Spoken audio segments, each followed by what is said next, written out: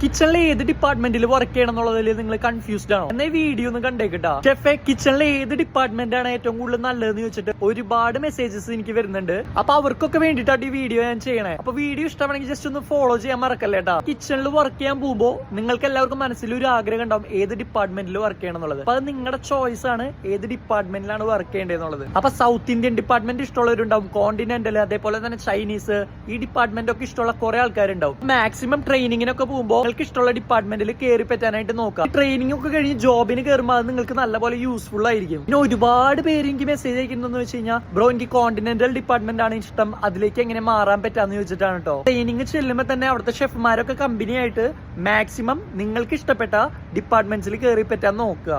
അതാണ് നിങ്ങൾ നിങ്ങളുടെ ഭാഗത്ത് നിന്ന് ചെയ്യേണ്ടത്. അപ്പൊ കുറെ തെറ്റിദ്ധാരണകളുണ്ട്. കോണ്ടിനെന്റൽ ഡിപ്പാർട്ട്മെന്റിൽ കയറിയാൽ മാത്രം നമ്മൾ നല്ലൊരു പൊസിഷനിലൊക്കെ എത്തുള്ളൂ എന്നൊക്കെ. അതൊക്കെ വെറും തെറ്റിദ്ധാരണകളാണ്. എല്ലാ ഡിപ്പാർട്ട്മെന്റിലും അതിന്റേതായ വാല്യൂസ് ഉണ്ട്. അപ്പൊ അതോർത്ത് നിങ്ങൾ പേടിക്കേണ്ട ആവശ്യമില്ല. അപ്പൊ ഗൈസ്, നിങ്ങൾക്ക് ഇഷ്ടമുള്ള ഡിപ്പാർട്ട്മെന്റ് സെലക്ട് ചെയ്യാൻ നോക്കുക. ഈ ഇൻഫോർമേഷൻ യൂസ്ഫുൾ ആവണമെങ്കിൽ ജസ്റ്റ് ഒന്ന് ഷെയർ ചെയ്തേക്ക്. Bye from chef Salvin, അപ്പസുലാൻ.